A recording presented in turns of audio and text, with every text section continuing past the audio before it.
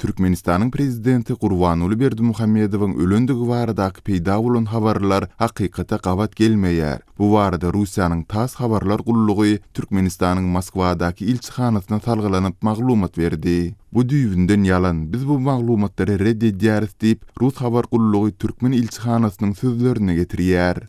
Mundan 62 ýaşly Berdimuhammedowyň ölendigi barada maglumatlar peýda bolup, olar Rus we regional habar serwislerinde şeýle-de resmi bolmadyk kanallarda çap bolupdy. 20 iýulda Türkmen prezidentiniň ýogulyndigi barada Azatlyk radiosyna hem maglumatlar gowuşdy. Emma köp sanly finansyklaryň netijesinde olary tasdiklatmak başartmady. Berdimuhammedowyň ölendigi baradaky habarlary Türkmenistanyň Gyrgyzstandaky ilçihanasy hem inkar etdi diýip Aki-Press gullugy maglumat berýär. Bu ağırlıkta Türkmenistanyň döwlet telewizionyasynda efiri berilýän Watan habarlar gepleşiginiň ýekşenbe günündäki gijek sanynda Berdimuhammedow bilen bagly video reportaj görkezildi. Azatlyk radiosynyň yerli çeşmesi bu reportasyň mundan ençeme gün ozal prezidentiň dins alysy çykan döwri suraty düşürilendigini belleýär. Şeýle dol paýtat Aşgabatda ýekşenbe güni ýagdaýlaryň adatdaky ýaly dowam edendigini habar berdi. Berdimuhammedow 2006-njy ýylyň dekabrynda ozalky awtoritar prezident Sapar Murat Niyazow ýogulundan soň häkimet başyna geldi. Munyň izi bilen ýurtda berk diktatura we Berdimuhammedowyň şahsiýet kultu ornaşdyrylyp başlandy.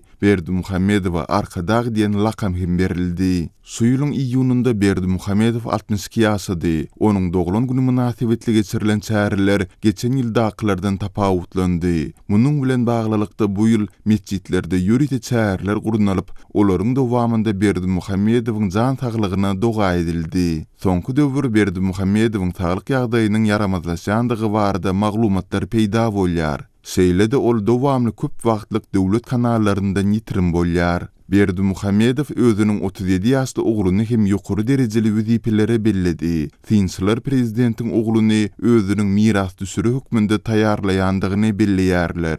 Geçen ay Serdar Berdimuhammedow ahalyň häkimi wezipesine bellenildi.